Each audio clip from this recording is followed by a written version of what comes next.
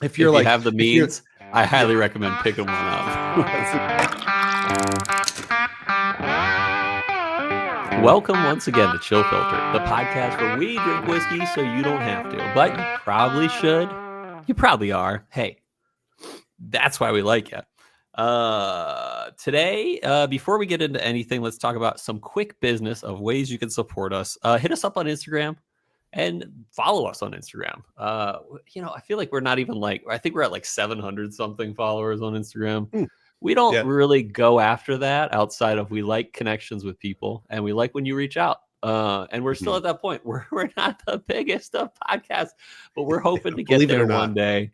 Yeah, believe it or not. But the fun thing is, why I still have soot on my head from working on jewelry earlier. Now that's gonna bother me all episode, but it doesn't matter. If you hadn't said that, I would have just thought it was a shadow the whole time, man. Perfect. Well, now there's gonna be a red spot from doing this too many times. Now we're gonna get more YouTube views because people want to see what's up with that. People want to see the soot spot. Yeah, right. Show me your soot spot. Yeah, hey there, soot spot. Anyway. But yeah, you could join. You could say hi on Instagram by saying, "Hey there, soot spot," or something like that.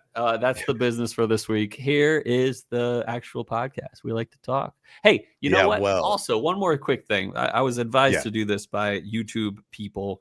Is say, hey, if you're into people that can talk about real life things, but also enjoy and talk about whiskey, check us out and subscribe on YouTube.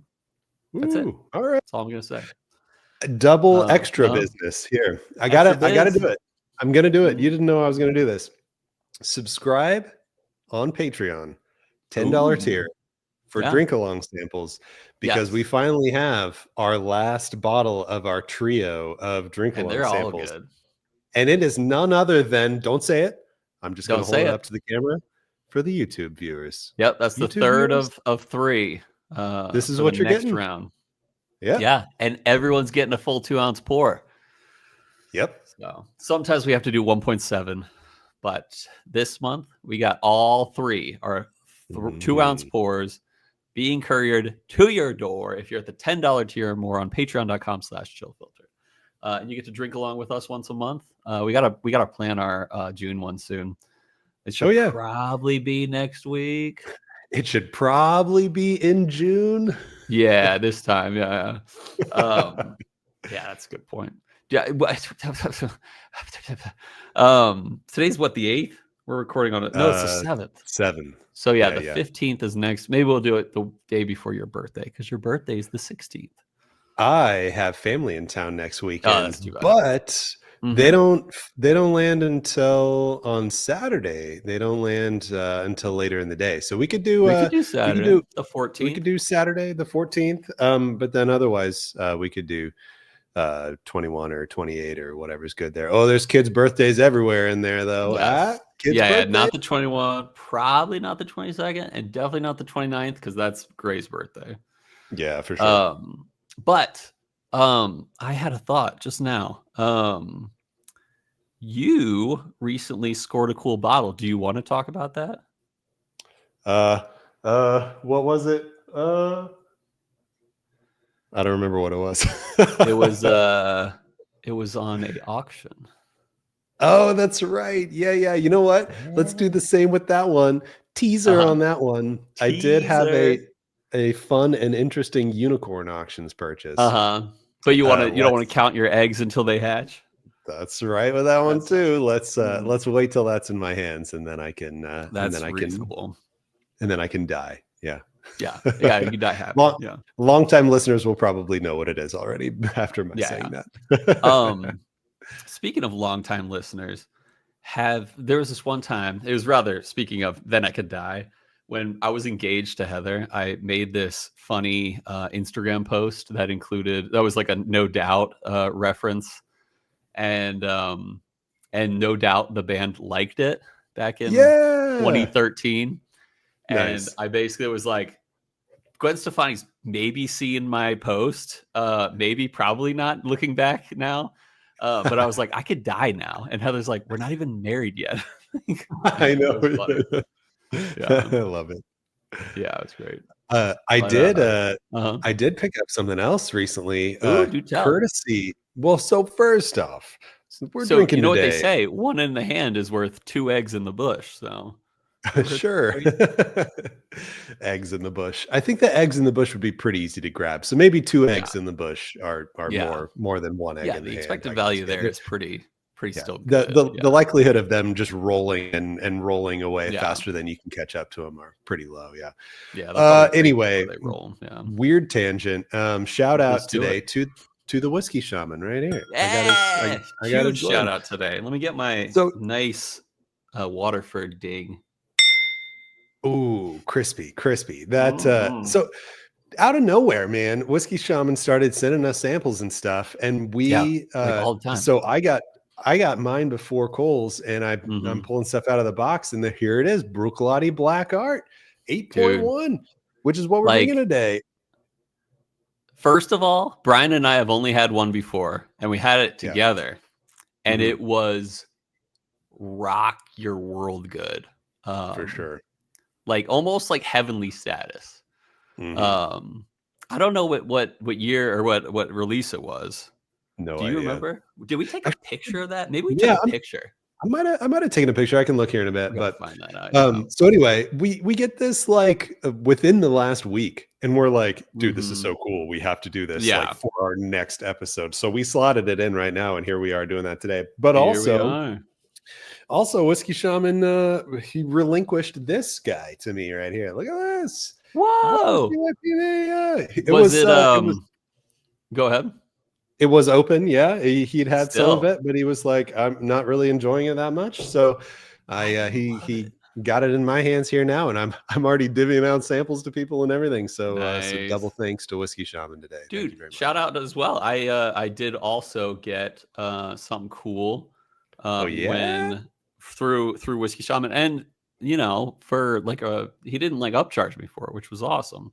I yeah, got nice. a Ardbeg anthology, batch number 1, which is a 13-year, or not a I don't know, it's like the first release from Ardbeg anthology. And it is a Sautern, or no, I'm sorry, it's Madeira, Madeira, half bourbon finished Ardbeg, and it's 13 years, Nice. so it's pretty awesome. How old is that? Like, was that a release from a long time ago?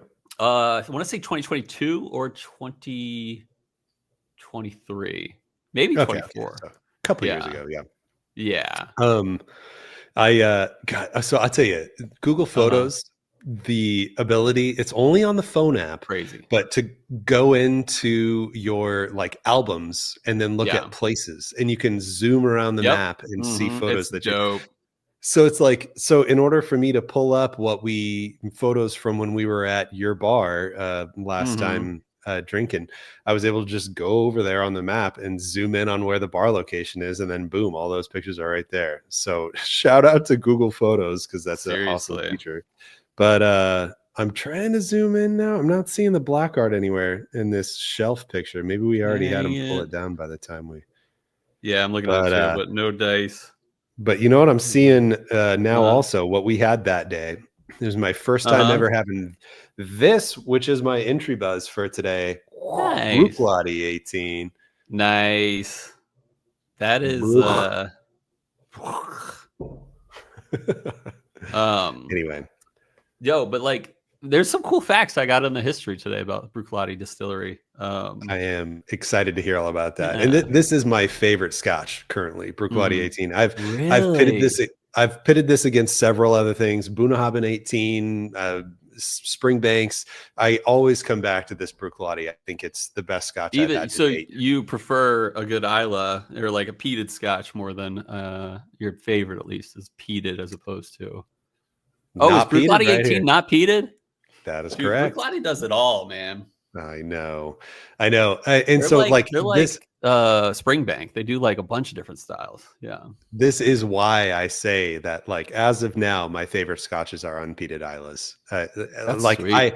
I've loved others that I've had too that Yeah. I can't remember names of right now, but this one, Bruichladdich 18, has consistently beat out other ones when I've tasted them back to back.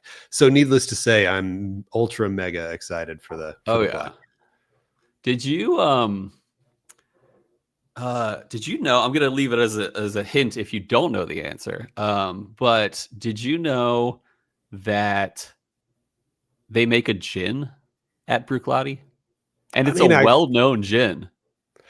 I would, if I had to 50-50, if you were like true or false, they make a gin, I would have said true, just because like a lot of places do that. Yeah, but there's like a really well-known one that I had no idea was connected with Bruichladdich. No idea then. Cool. Yeah. Nice. So to be determined. Yeah. You know, I kept thinking this was called Dark Arts, but then that's the distillery, or that's the whiskey company, right? Yeah. So I keep but it's not arts and it's not dark. It is black. Oh my gosh. Yeah, I do always remember that it's art singular, despite what I may have said earlier in the episode. Yeah. But I do think that I mistakenly say dark instead of black all the time. Oh yeah. I was searching Google for like facts about it, and I was like, I kept saying black arts, and it was like, and it like figured out what I was saying because YouTube is, I mean, not YouTube, Google is great at that stuff. Yeah, Google is great at figuring out that you're dumb. Yeah, happens to me all the time. There was the Google I/O recently, and it was kind of cool because they did a really quick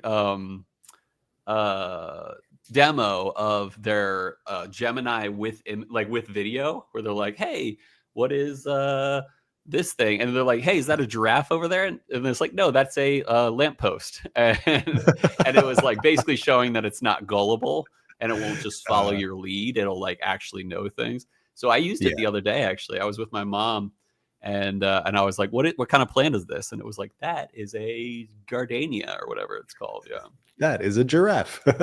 Yeah, I actually went to Google I/O when I graduated college. Yeah, back in 2010. A couple other buddies and I we could get the student price tickets. I can't remember how much it was, but it was, I don't know, $100, maybe $200 for a Google I/O ticket. And you know, I don't know what they do nowadays, but in 2010, back then, attendees would always get like whatever the newest smartphone is. You would just that's so cool. Like, so did you get like a Pixel then? Oh, I guess it was probably the Nexus then. It was a Motorola something. I'll have to look it up. But I mean, this was 2010, so this was early days. But it was like, you know, you get all your swag and then you go in for the keynote on day one, and then you're like, come on, please. And at the end of the keynote, they're like, and everyone gets a phone. Like, and so when you filter out of the keynote area, they have stands all set up, so you check in and you get your phone, and so that's sweet. But yeah, being at Google I/O was really cool, and popping into all the little like demo areas and seminar kind of things and hour-long lectures about stuff. It was all pretty cool, pretty nerdy. Where was it? In or Silicon Valley area? Like somewhere? Yeah, it was definitely in San Francisco. That's cool. It was, and like I had a buddy who worked for Google at the time too. Nice. So he took us onto the campus and we got to go down slides in buildings and stuff. And there was a ball pit room, and it was ridiculous. I had a friend that he was one of my best friends growing up, and we're still tight, but he lives in Seattle. But he has worked for Amazon, Meta, and Google, and he never got a college degree. Wow. And he's just brilliant. No Google. It caught something. Yeah. But he's like so smart. He's like, he self-trained everything. He's like a app designer, you know, all that stuff. And it's kind of cool. Shout out to Chris Elwell, who now works at Meta and has made it through a few rounds of layoffs. Yeah. But that's about it. How about birthday prep, birthday plans for kids? Anything? So Heather's done most of it. I'm like down to be involved, but Heather like really loves that stuff, and I could like chip in ideas and stuff, but Heather's gonna be the filter in which my ideas go through. But it's gonna be a rainbow unicorn party. Heck yeah, it is. We're actually, I think I mentioned this, but we're combining the birthdays this year. Heather was kind of against it in the past, but now we're doing it. Maybe every other year we'll split it. Right. But Beck's stoked. Gray is not sure what's happening. But yeah, we're gonna do. But she's like along for the ride. Yeah, we're gonna do like splash pad stuff. We got like the cakes and the gifts and the party plan and the people invited. Nice. I'm excited about it. And then also when Gray turns 2, her daddy-daughter dates begin. So we'll start doing that once a month as well. Fun. Yeah. You know, I was gonna say, if you combine the parties, in order for them to get 2 parties a year, one for each kid, you could do like the birthday party and then the half birthday party. Yeah. But the half birthday party is like Christmas. Yeah. Yeah. Yeah. It's what are you planning for Emma? Her birthday's coming up. I know we're gonna definitely just keep it small. We don't want to do we hate being like center of attention party for me kind of thing. So which even though actually it's not for you. I know, yeah, I have mixed feelings about that because it's like no, when she's older, it'll change. I assure you of that. Yeah, I'm sure. But yeah, we'll do a small thing, probably just family, and do the whole like smash cake thing. And then I'm sure we'll do like a pool day with other friends and everything, but not like a birthday pool day. It's like, come over, have a party. Let's be happy. It was Emma's birthday, but not like, all right, everyone come around. Let's open gifts. Let's all sit around and watch this baby eat a cake. Like we're not gonna do that garbage. I feel like any kid's birthday party would be a ton better if someone was like, hey, we have beer. Like I would be there, and even if it's not great beer, even if it's not a lot of beer, there's just something about being at a kid's birthday party that's kind of lame. But if there were beer, all the dudes would just, hide or stand by the cooler and just talk about funny things. And 100%. And then also, if there's not like events, like coordinated, all right, now we're gonna do the guessing game where we guess how much whatever. It's like I hate that junk. Yeah. But that'll be cool. Nah. Are you doing anything for your birthday? Oh, no.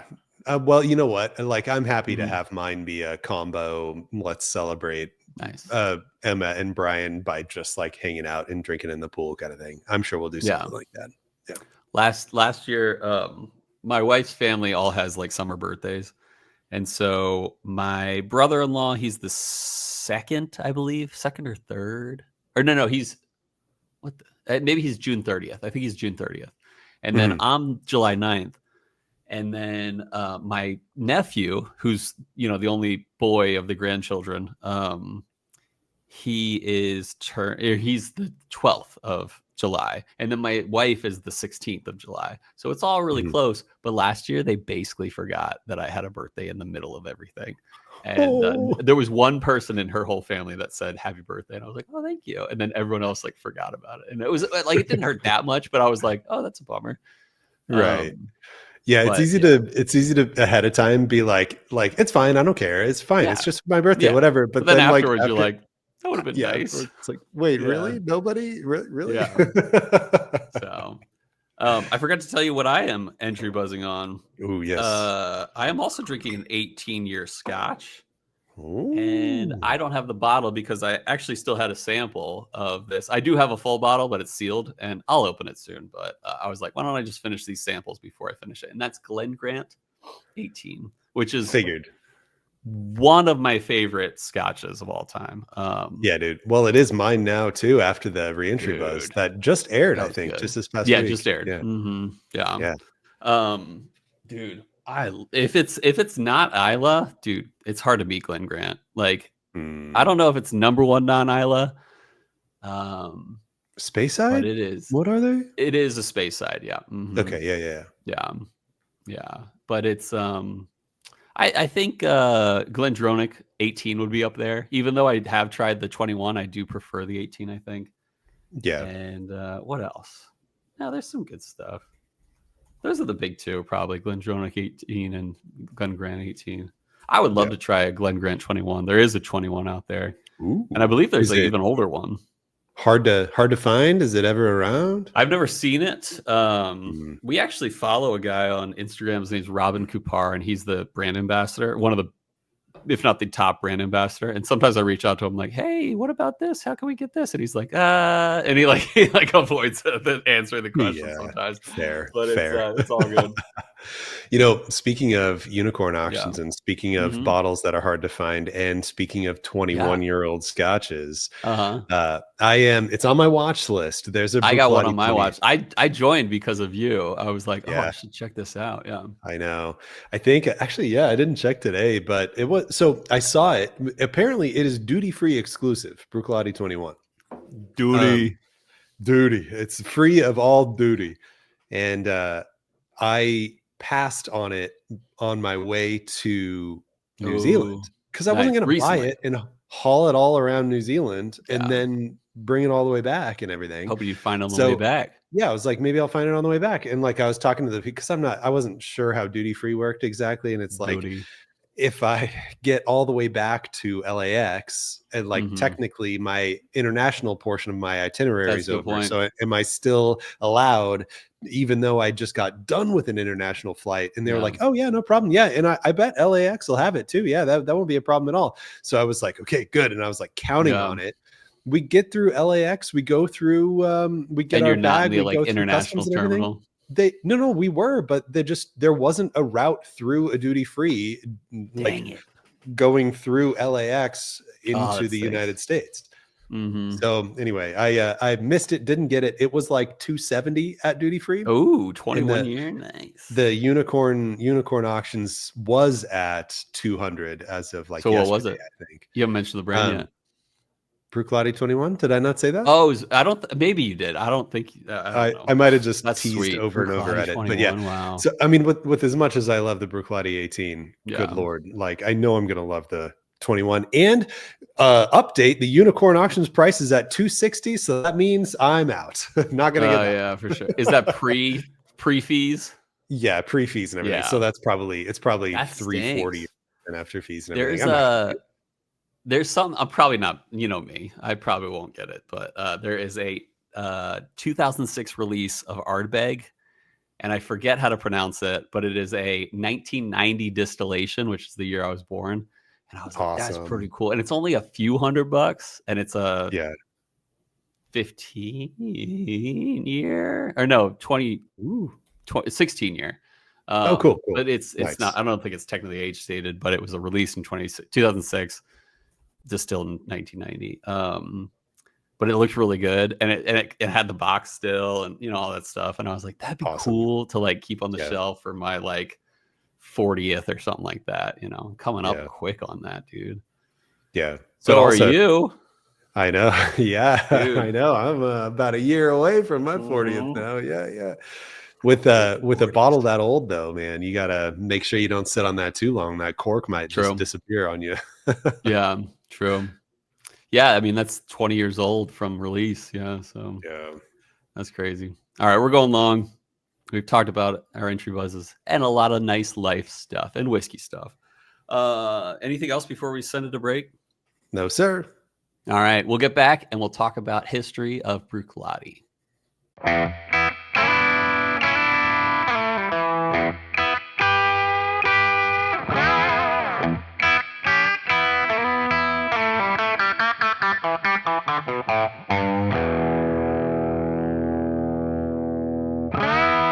This episode is sponsored by Patreon supporters Tim and Sarah Murray, an unstoppable duo hailing from the sun-scorched wilds of Phoenix, Arizona. Sarah is what scientists call peak human.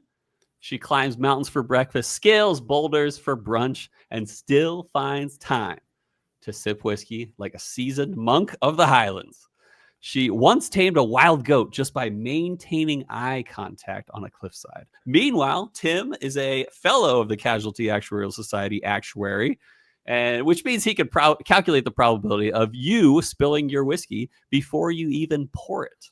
He once ran a Monte Carlo simulation on whether Sarah would summit the mountain before he finished his pour, and the model came back 100% yes. Wow. Together, they bring the kind of balance most of us can only dream of: adventure and analytics, rocks and risk margins, Talus and tables. Tim and Sarah, thanks for believing in us early on You're the dram duo we didn't know we needed, but now we totally follow you into the desert with nothing but a Glencairn and a hiking rope.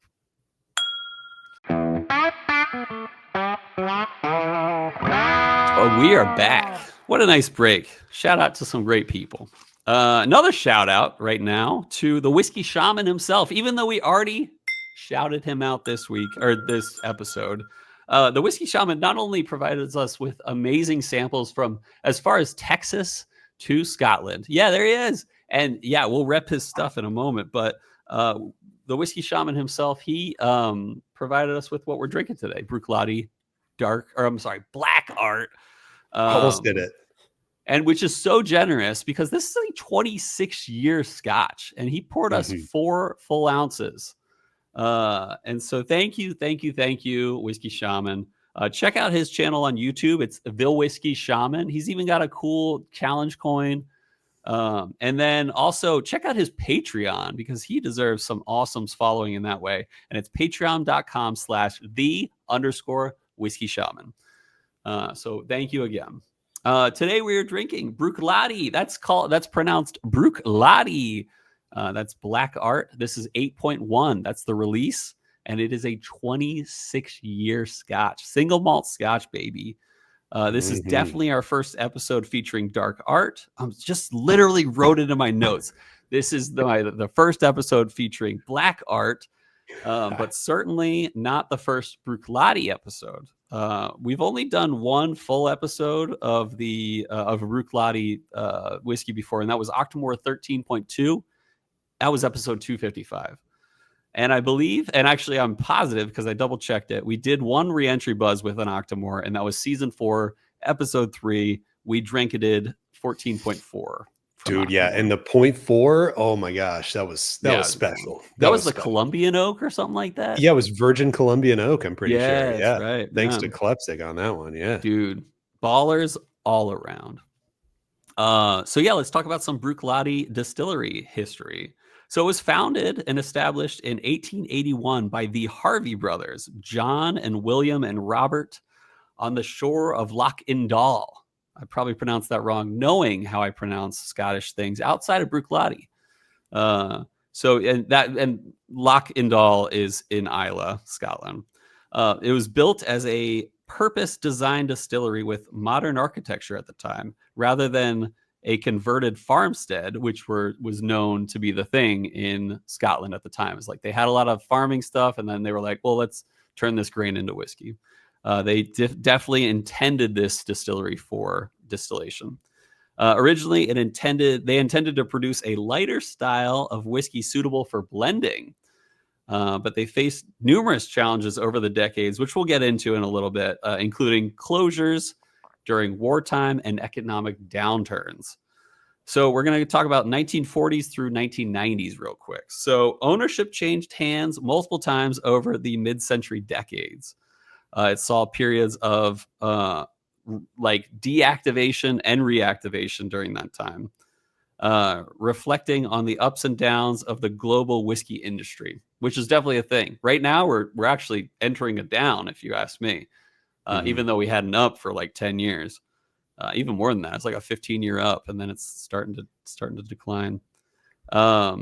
It was deactivated in 1994 by then owner White and McKay, who I forget what else did they own. We've talked about them before. I want to say White and McKay owns like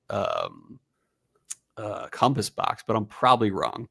Does White and McKay own Dalmore? I think they own Dalmore. We're going to look that up later. Anyway, as it was deemed a surplus to operational needs at the time. And then it was revived in 2000. Bruichladdich was put back together by independent bottler Murray and McDavid, led by a man named Mark Rainier. I don't know. But a guy named Jim McEwan, who is a legendary Islay distiller, was appointed master distiller of Bruichladdich and helped craft the distillery's renewed identity. And so they went after a few things with this renewed identity. First, the focus was placed on traditional production methods, local Scottish barley, and transparency in labeling and the process of making the whiskey, which I think was pretty cool, especially for early 21st century. You know, there's a lot of whiskeys that were still trying to hide how they did things. They experimented with organic and biodynamic barley as a part of a sustainability forward philosophy. And you'll see this. They've really pushed forward sustainability. These days, 2012 to present, they were acquired by French spirits company Remy Cointreau for 58 million pounds. Pounds of what is what I want to know. Pounds of money? No. Anyway, continued commitment to local sourcing, traditional production, and innovation under the new ownership. So they kind of kept their ideals, you know, when they were switching ownership. But they became the first Scotch whiskey distillery to achieve B Corp certification, which recognized its commitment to environmental and social responsibility, which I thought was kind of cool. Oh, interesting. Yeah. They launched something called Project Islay, which is an initiative to use hydrogen power and reduce carbon emissions during distillation, which I thought was really cool. Nice. Sources, they only source 100% Scottish barley, with a growing percentage directly from Islay, actually, and Islay Farms, which I thought was pretty Very cool. cool. Yeah. Now the largest private employer on the island of Islay. I thought that was cool too, contributing significantly to the local economy. I would have guessed it would have been like Lefroy, or I would have guessed Lefroy. Yeah, I would have too. I would have expected them to be the biggest. Yeah, but good for you guys, Bruichladdich. They're the spirits that Bruichladdich makes. Get ready. They make Bruichladdich, which is unpeated single malts, which I didn't realize until today, basically, that it was only unpeated under the Bruichladdich label or brand. This includes the classic laddie, the Islay barley, the organic bear barley, and black art. Port Charlotte is the other one they make, and that is not Port Charlotte Distillery. It's not Port Charlotte Distillery, even though that's what it's called. I think they bought the brand or something like that, because Port Charlotte was a distillery and they just got revived, I think. Oh, but I true. Guess they still don't have the brand. Remember that? Yeah, I do. I mean, I wonder if Bruichladdich just owns the Port Charlotte Distillery now. Maybe that's it. That could be it. Yeah. Anyway, Port Charlotte is heavily peated, and they have expressions such as the Port Charlotte 10, the Port Charlotte Islay barley, and various cask strength editions. And then what we've drank before, Octomore, which is the most heavily peated whiskeys in the world, with annual numbered editions exploring different cask types and barley sources. And like we talked about, virgin Colombian oak and stuff like that. And then here goes the fun zinger fact is that you ever heard of the gin called The Botanist? I think so, yeah. Yeah, they got a cool label. You've probably seen them in the liquor store. But there's a premium gin that is produced at Bruichladdich, distilled with 22 hand-foraged botanicals from Islay. I think that's pretty cool.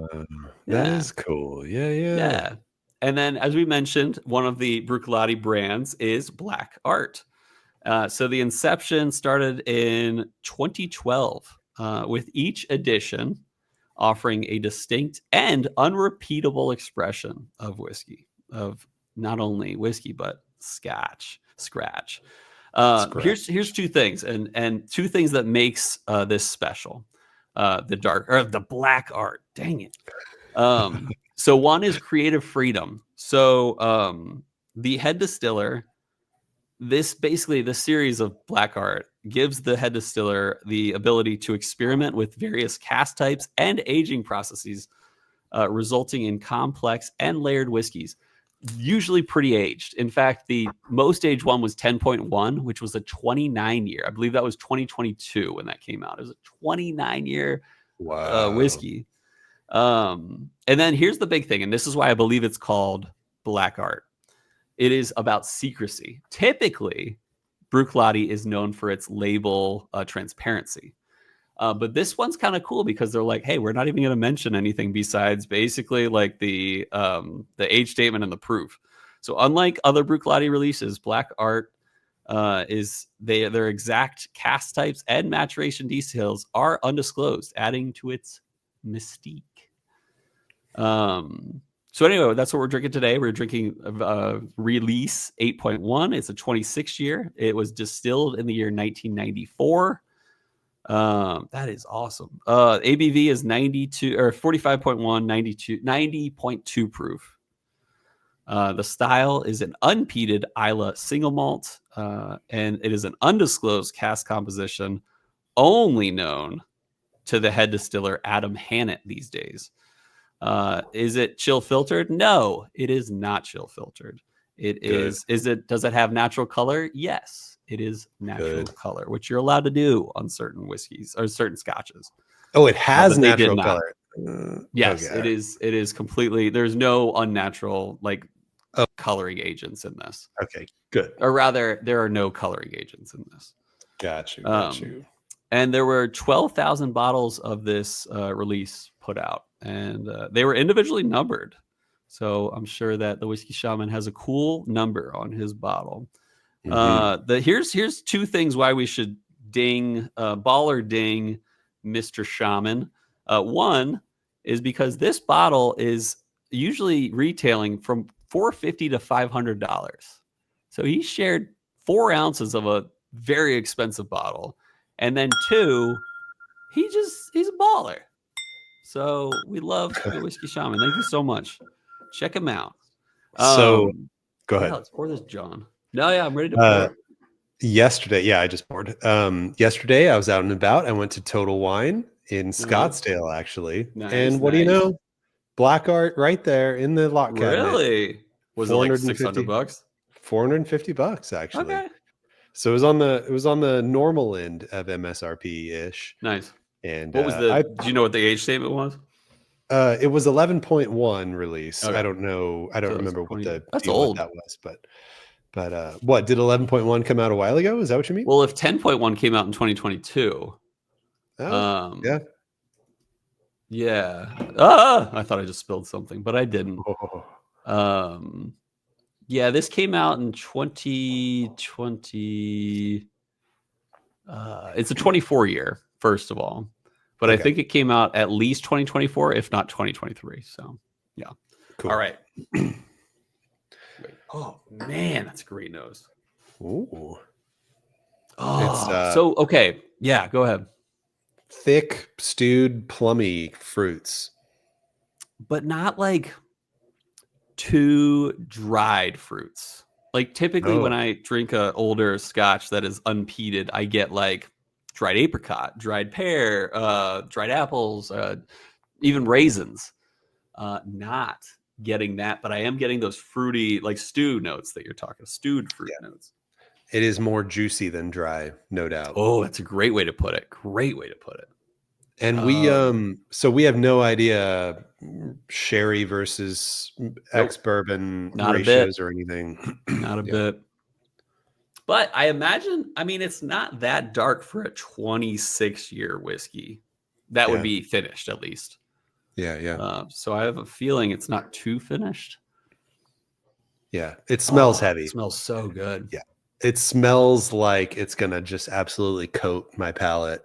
Yeah. But while you drink, this is something really special because most non-peated scotches of a higher age are fruity and somewhat floral. This has a density to it, a concentratedness to it that I love just on the nose. I haven't even sipped it yet. Okay. Maybe my explanation will sync up with your sip timeline. Oh my goodness. It lands light, not super light, but lighter than I expected. But about halfway through the sip, this the age from the oak really kicks in about halfway through the sip. A surprising amount of tingly baking spice on the finish too. But there's a really nice honey and barely fruity, sugary sweetness that prevails through the whole sip. But I think at first I was like, man, this doesn't taste like it was 26 years, but it took about halfway through the sip for it to finally sink in that like it had a lot more oak and wood presence than I expected just off the landing.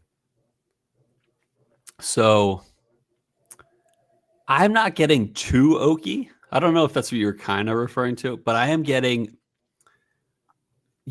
I've never had a really old wine.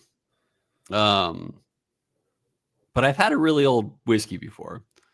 And when you get to the Scotch side, if you get to the bourbon side, things age differently when you break 20 years. When you get to the Scotch side, remember we had that 40-something-year-old or 50-something-year-old Scotch? Mm-hmm. It was there's like a Scotch dusty note, which is very, very different than a bourbon dusty note. And the Scotch, like what I was saying about the wine, like I've never had a really, really aged or like old wine, but I imagine this concentratedness, this density to the whiskey is similar to like drinking a very old vintage wine. Sweeter, brown sugary, but not too much. Stewed fruits are left and right on this thing in a really good brown sugary way. It is not overly sweet, but it is notably sweet. I love this. I've only taken 2 sips, but this is amazing. Yeah, this I'm sticking with my lighter than I expected assessment, but the finish just carries so long. I mean, I took a sip at the beginning when you started talking, and then the entire time that you were talking, I was just sitting here with my mouth closed, and it's just like my whole mouth is just like tingling. You better sit there with your mouth closed while I'm talking. No, I'm kidding. Go ahead. Yeah, right. Anyway, the finish is impressively long for the lack of intensity right on the landing. And I don't mean that in a negative way, but it's just like, it's surprising that it has such a long finish, given how delicate it lands, and how mild the oakiness is. Yeah, really like the wood spice here, really like the amount of oak here. And yeah, I this has to be almost 100% bourbon barrel ex-bourbon. Yeah. Like, just by the way it tastes. I don't get any. Well, I get like 5% sherry on this, like just a smidge of stewed fruits, because I really like your brown sugar call out. It's definitely more in the bourbony, caramely brown sugar, but light, almost a little effervescent-y, honey, scotchy, like you'd expect. Yeah, and this is, no one would say this has a hint of youth to it. This is a well-matured whiskey. I just dropped a few drops. I feel like a little raisins coming out on the nose, more than the neat pour. I just sipped my Bruichladdich 18. Way more buttery. Way on the 18. Yeah, the Bruichladdich 18 is thicker and more buttery. But youth comes through relatively on the 18. I mean, I wouldn't comparatively. It's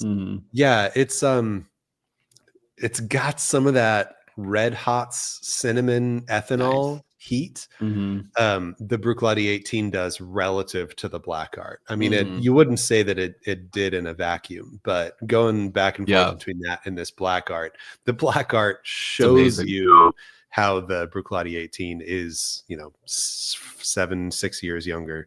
Yeah. Yeah, it's amazing that, it's, 18 years, nothing to shake a stick at. But the 26 year is, well, it's not 20. I mean, it's Black Art. Did I get that right? Yeah, black. It's black. Not black. dark. It's not dark. What's the color of the bottle? Black is Black That's Art. a good point. Yeah. What's the color of the bottle? Dark. All right. I have a feeling the ice won't make it better, and I hate to drop a cube, but you got to find out. You got to know. It could be even better. I mean, I wouldn't be surprised with such a well-matured whiskey and a Scotch. I wouldn't be surprised if it's potentially the same or better. I might like the water pour more. The water pour made it juicier. The water pour brought out some fruit. I think that's what you said. Yeah, water pour is very good. Yeah. The ice nose is good. It's potentially like I get a weird, you don't often get this on nose notes, but there's like a potential bitter note there. No, it's still fruity. It's just muted. I think that's what it is. Yeah, I was thinking bitter. I was thinking you meant like bitter, like tannic kind of, because I feel like adding ice adding ice usually takes away rich fruitiness. It kind of leaves you with just all the like baking spices and dry old oak. That usually seems like what you're left with, but I'm about to find out here. Yeah, from what I would say on the ice pour, it is not better, but it is not bad. That's for sure. I could drink this with ice. I wouldn't if I had a $450 bottle of this at home. I wouldn't drink it with ice. Right. But I could enjoy it with ice. That's for sure. Like if someone's like, "Hey, I poured you one from that black bottle on your shelf," and I'd be like, and they're like, "I threw in an ice cube for you." I'd be like, "All right, I'll still enjoy it." Yeah. Yeah. Or if it was their bottle, if they were like, "Hey, I poured us both some of my Black Art. Here it is, and you're with a cube in it." You'd be like, "Yeah, okay, thank you." Yeah. Still good. Yeah, it's my fruit turned into like apricot-y a little bit. It's not. It's not actually like, similar to like Glen Grant 18. Sorry to cut you off, but no, you're good. You're good. It just it's not a very rich fruit though. It's kind of whatever. Did you just sip your Glen Grant? Wow. That is so different than Black Art. They're both great in different ways, but this is a killer pour. What would I prefer? Let me finish this and sip it neat again. Yeah, I'm chewing my ice cube now. Give you some fire in the hole. Ice cube notes. I know the munchy crunchy of the ice cube. I hope reminded people of the old fire in the hole. Oh yeah, a lot of spit on the beard. Yeah, the sound that he would make with the like, it'd be like, like very like tongue, like lip flappy noises. Yeah. Classic. I know I wrote that in as my favorite, or like on a Chili's Awards. Like, what's your favorite show memes? Oh, nice. The whole, no doubt. All right, just sip Black Art neat. And now I'm going to the Glen Grant 18. Ooh. I mean, I remember Glen Grant 18 being a pear liqueur pour, man. Yeah. Honestly, if you took price out of the game, I think I'd still choose Glen Grant 18. Yeah? Barely. This is a phenomenal whiskey, the Black Art. But I think I like the brightness a little more of the Glen Grant 18. Yeah. Sam and I have been drinking a little more wine lately, especially having come back from New Zealand. Nice. And Sauvignon Blancs from New Zealand specifically have this like really crisp, tart, acidic, citrus fruit kind of flavors. And like, and it's so refreshing and it's delicious. And I like that it's turned us off from whites that are like buttery, like from California. They're like thicker and heavier and more buttery and rich. And we want that like acidity that like cuts through your palate. We love that. So I can see that relatively with the Glen Grant for sure. I hate to put them next to each other because they are very different whiskeys. Yeah. But if I were to choose, and I don't know if they were the same price. It's a different question. Like if they're both $200 a pour. Let me take one more sip. And I assume you meant $200 a bottle. Yes, a bottle. Yes. If they were both $200 a pour, I'd buy 10 pours. I'd spin around 360 degrees and walk the other way. Yeah, exactly. Math. Yeah, I'm sadly gonna have to lean towards Glencairn 18, but I still love this pour. Yeah, and I give it easily a 9+ on the rating. That's what I was thinking about ratings. Yeah, like the past couple episodes, I think it's been a while since I've given an A. I might have done A- recently or something, but I remember the last many episodes, I work my way up and I say, oh, okay, but A is no substantial negative comment can be made. But remember, there was that thing that we said that is like kind of a negative comment. This absolutely, like, I'm happy now to have an episode where I can say this bottle, no substantial negative comment can be made. So this easily is A. I think I can't go the A+. Because it didn't. A+ is hubba what? When you sip it, it knocks your socks off. You like holy crap! It makes Cole slap the bar top table that he's sitting at. He's so excited about it. And I didn't hear any slaps on this one. Yeah, it's happened.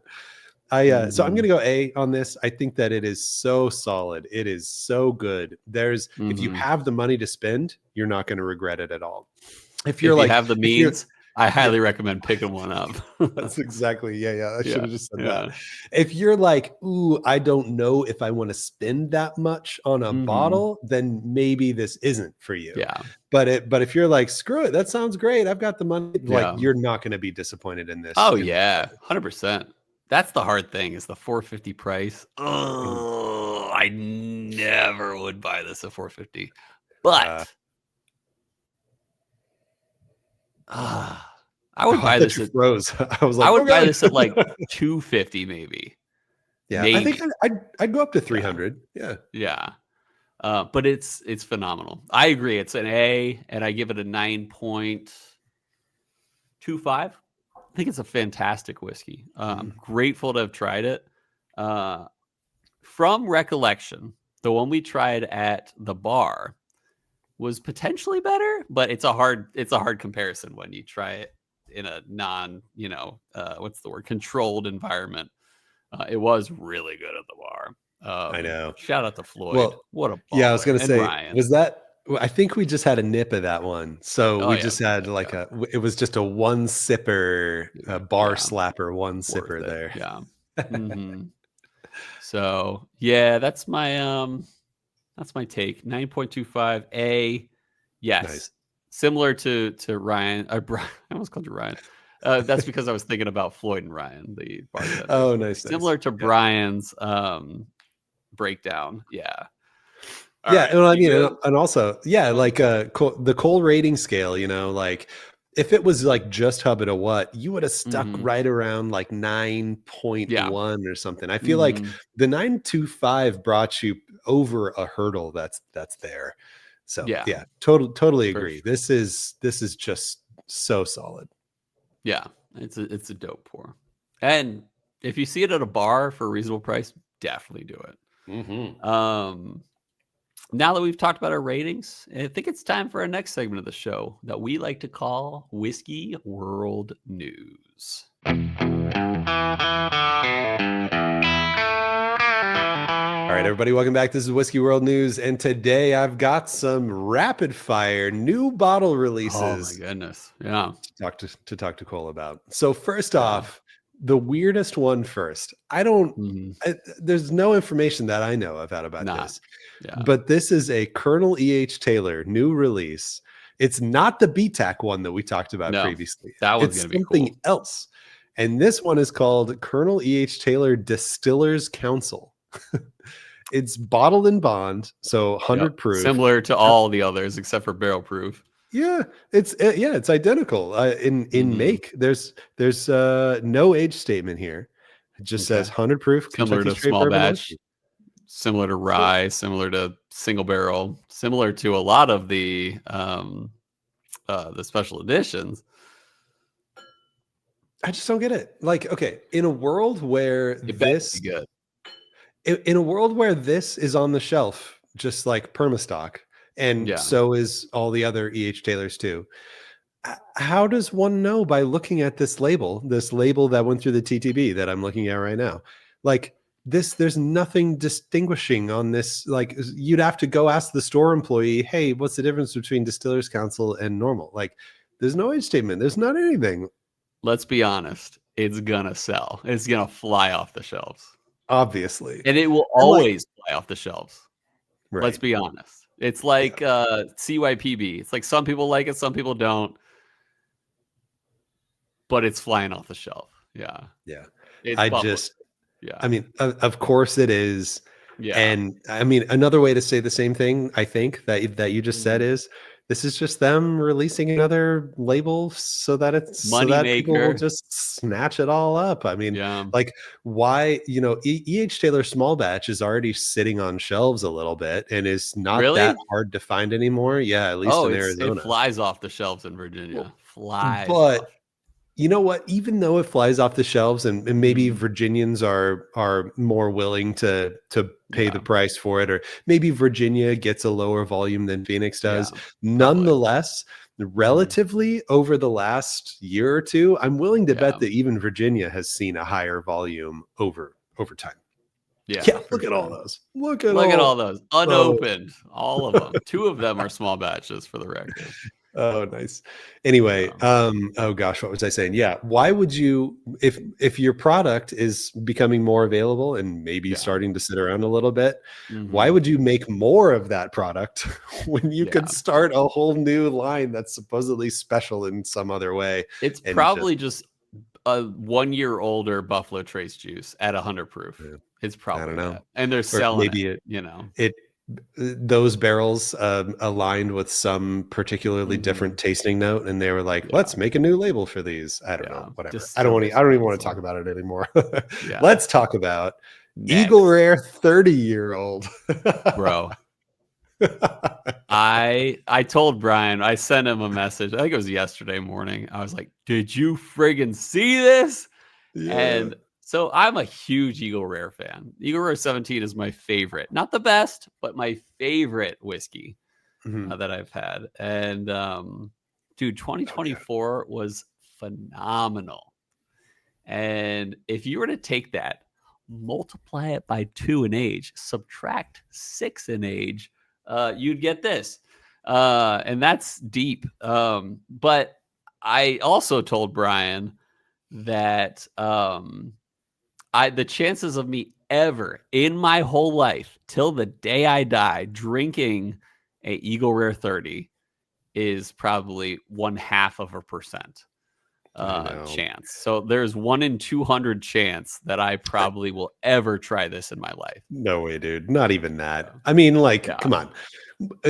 Double Eagle Very Rare is already like is gonna be way. Yeah, it's gonna be relatively more common than this. I mean, because there's Eagle Rare, Triple Eagle, baby, Triple Eagle, triply rare. This it is for the record. It's 101 proof and 30 years old. Yeah. I already feel like it's probably unlikely that you'll have Double Eagle Very Rare.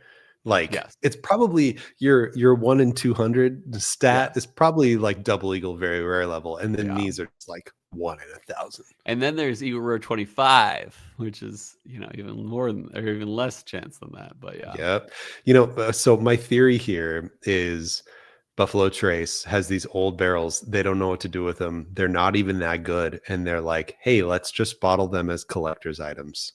That's what I think's going on here. Personally, that's probably it, and it probably is not better than Eagle Rare 17. Totally, I mean, honestly, it could go either way. It could go either way. It could, especially be amazing, considering how collector's item-y Buffalo Trace stuff is already. Like if this was like some other random distillery and they're like, I don't know, let's bottle these as collector's items for $18,000. Like no one's gonna buy that, but because it's Buffalo Trace, they can. So did you mention the MSRP for like the 25-year? Oh, thank you. Yeah, the 25-year was 10,000, which is why this has got to be at least 13. thousand. 15. Yeah. Yeah, I don't know. And it'll sell. It will sell. No doubt. And it will accumulate over time too. Like people are going to be like, "Oh, this is the 2025 release of Eagle Rare 30." Yeah. Because it's a collector's item. Yeah. That's and it. even if it tastes bad, no matter what, it's going to sell. If it's a 30-year Eagle Rare. Yeah. Can you imagine? All right, well, we got one more. Buying this and actually opening it, and then like it's just terrible. It's like the most over oaked thing you've ever had in your life, and you're like, I don't even know what I'm gonna do. Yeah, I mean, but then again, what's it called? Pappy 23 was not over oaked to me. It was, but it's also, okay, but it wasn't over oaked. But that's 7 it's also years. a huge high volume blend too. I mean, they probably have enough barrel volume to be able to really tailor that to be a delicious experience. Yeah, because they probably don't have a lot of 30-year barrels laying around. Yeah, but anyway, enough time on that too already. Sorry. Last one, and this one actually has me intrigued. 1792 15-year at cask strength. Now, it's much better than their 12-year. Yeah, I know. I saw this and I absolutely glossed right over it because first off, I'm not the biggest 1792 fan in general. And so like I was like, okay, 15 years, sure, whatever. And I just kept scrolling. And it wasn't even until later that I realized that it was cask strength, because I just assumed if they're doing a 1792 and they're doing a 15-year, I assumed it was going to be bottled at 95 proof or something like that. So the fact that they're actually doing this at cask strength definitely has me intrigued. You know what the first thought that came to my mind when I saw this was? What? So we are part of a fun Discord, which I will not mention their name. But there is one guy there who goes by the mayor, and I'll just leave it at that because he also has a secondary name. But the mayor fellow often says, F this. And like, yeah. And I'm like, and I'm thinking the same for Barton. I'm just like, screw Barton. I don't like Barton juice. I never have, maybe never will. And so I don't even care if it's 15 years. I don't even care if it's cask strength. I probably won't like it. I've never. Then again, there are some brands that I don't love, and then once they break into certain ages, I do love. And I'm trying to think of what that was. But I get it though. I get the sentiment to just say F this just immediately. It's Barton, man. It's like Old Fitz. It's like I've never had an Old Fitz that I loved. I've had ones that I liked, but I loved, and that's what I think.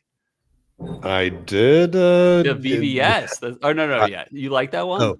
I had a little nip of this last night at a bottle share. Is it better than Larceny?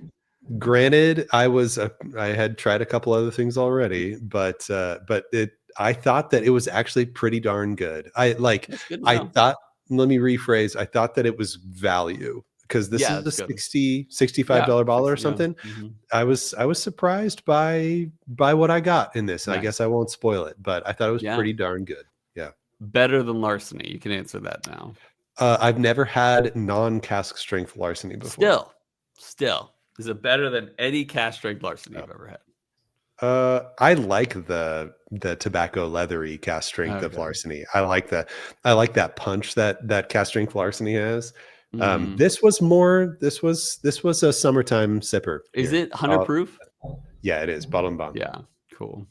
Yeah. All right, that's our Whiskey World news for the week. Let's go over the results from what whiskey would you choose last week.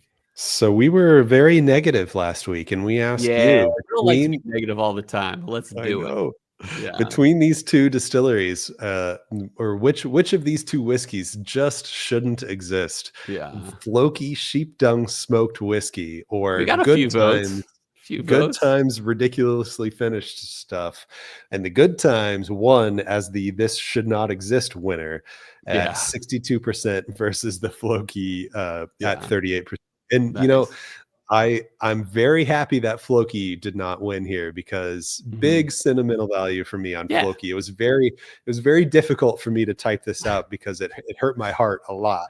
No sentiment for Good Times. So strong, growing American brand. Yeah. No sentiment there. But anyway, we got some good write-ins though. And the question on the prompt was, if you could just friggin' delete a distillery from the face of the earth, what would you delete? And then the write-ins that we got Cody Clark writing in first. He said Balcones. Ouch. Right for the Texas heart. I know. Kelton 518 Miles Ferguson. He said Frying Pan Shoals. It's a local North Carolina. I had to pour the rest of the bottle down the drain. Ooh, okay, that's fair. That's fair. Yeah, been there. Drain pour whiskey. I could see deleting that off the face of the earth. Yeah. Paul Clarkson, he said Woodford, highly overrated in my honest opinion. I agree. Never had a Woodford that blew my mind. I've had good Woodfords. The fact that they even try to do those special releases at $180 or whatever, that's even like their batch proofs. Insulting. It's like, just don't. Right. Yeah. I know. Yeah. No age statement. Madtown Marketer Ben Klepsic, he said proper number 12 because reasons. I don't know. Screw that guy. What's the guy's name? I have no idea. I've never even heard of it. He's the Irish boxer guy. Dude, no, I had no idea. Cillian Murphy. Yes. Cillian Murphy. No. It's dude, that guy's such a tool. He's like the ultimate tool. Irish boxer. Since you're Googling right now, I was reminded of the Google Conor that McGregor. What a tool. Oh, okay. I know that name at least. You had me Google earlier the White and McKay deal. White and McKay owns Dalmore, Jura, Fettercairn, Tamnavulin, and Invergordon. So, dude, I feel so good about myself when I got the Dalmore one right. Yeah, nice. Yeah, that was a good recall there. Nice. Anyway, side note over. Whiskey with Max wrote in. Max said, "Good times." He doubled down on my vote there. Marco in CO says, at one time I would have said Town Branch, but I haven't had their stuff in over 10 years. So we did an episode on Town Branch, and it was a single barrel, and I actually liked it. So maybe it's better. Okay, maybe they have one barrel that's good. That's what you're saying. Yeah, exactly. That is I mean, honestly, mathematically, you're not wrong. So. Whiskey Shaman said, "Screwball peanut butter whiskey," and honestly, Screwball. Yeah, right. I can't believe I didn't think of that actually. Like, Screwball. It's not whiskey. That's the thing. It's peanut butter whiskey, which is different than whiskey. Still whiskey. It's still whiskey. It's not trying to be so is proper 12. Okay. We had a bonus question though last week. Since we were talking about school a bunch last episode, I asked everyone what was your hardest or worst subject in school. So we got Cody Clark saying English. We got Paul Clarkson saying biochemistry of metabolism. Ooh, 50 range. Smart man. Yeah, right. 50 range grades were often considered A's after the curve. Yikes. I bet he got 60 in that class. Yeah. Mad Time Marketer Ben Klepsic said, "Intro to ancient philosophy. I have never worked harder for a B." Wow. Yeah. Marco and CO said, "Graduate abstract algebra." Yeah. Well, graduate level abstract algebra. Ooh, gross. Yeah. And Whiskey Shaman agreed on the math route. Whiskey Shaman says math for sure. What was your hardest class ever? Did we talk about this? Dude, yeah, it was thermodynamics, no doubt. Okay. Mine was Latin AP Virgil in high school. Oh yeah, I took Latin in high school too. Yeah. And you did? We've never connected on that before? Dude. Turns out it's our strongest bond now. Yeah, seriously. Did you take AP Latin?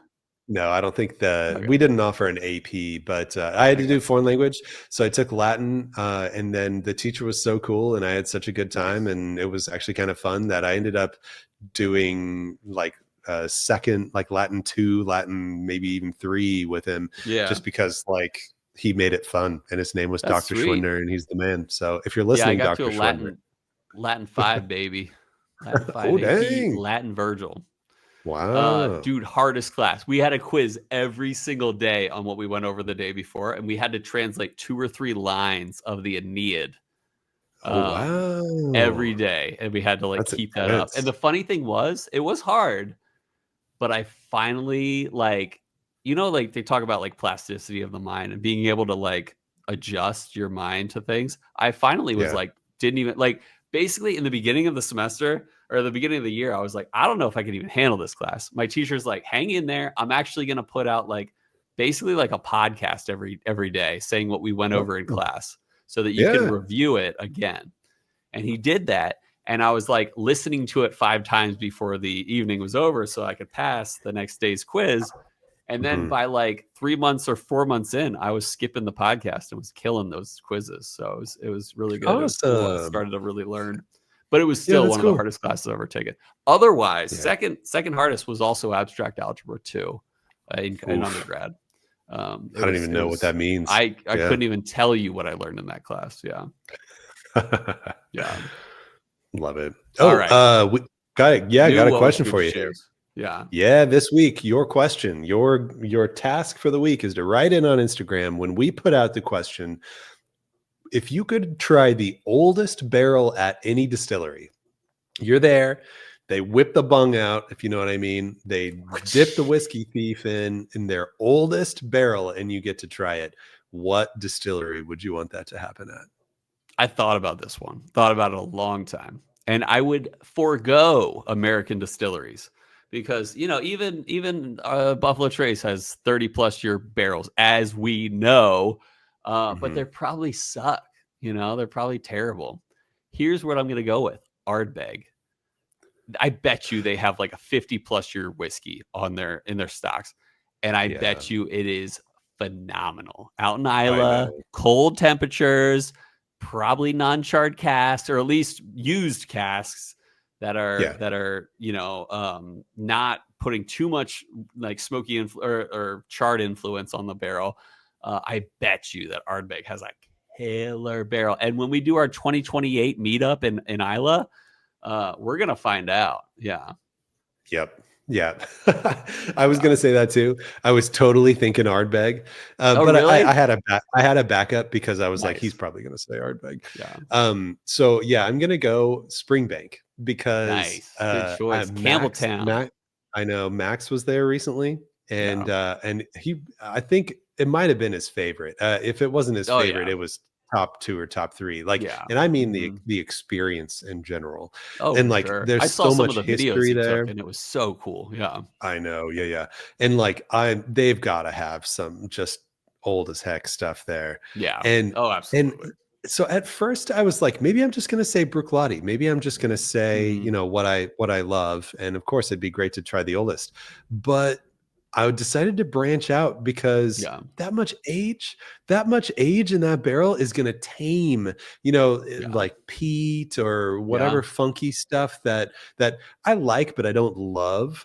I think I would have the most interesting experience, like branching out a little and trying an exceptionally old cask of something that Springbank would do it. Might be a little funky for me. So yeah, Springbank is my vote. I love it. Sweet. Both Scotchies. All right. What are we drinking next week? Oh, what are we drinking on your birthday week? Oh, that means I should pick, right? You should pick. Yeah. That's the rule. Pick. Let's go Old Forester birthday bourbon. Old Forester birthday. Yeah. Do we have one? We have one? What year is it? Have I gotten you mine yet? Let me check the database. Old Forester. Hang tight. Yes, we have a 2017. Awesome. Well, yeah. So that's the Duncan special in the pool. I think I'm down for that. Let's do that. Okay, birthday bourbon, and then you get to open the gift from me next episode. Yeah, sounds good. Yeah. All right, guys. Thanks for joining us. I hope you guys enjoyed. Hope you guys know that we try to be real. And then we try to talk about whiskey at the same time. I hope that Emma can go back to sleep because she woke up halfway through her nap and she's not going back to sleep. So I hope she's doing all right. And I hope Sam's doing all right. I hope we can still do a re-entry buzz after this, but we'll Oh, yeah. Okay. I hope we probably can. Well, then I hope I spank you. But most of all, listeners, I hope that our love of whiskey lifted your spirits.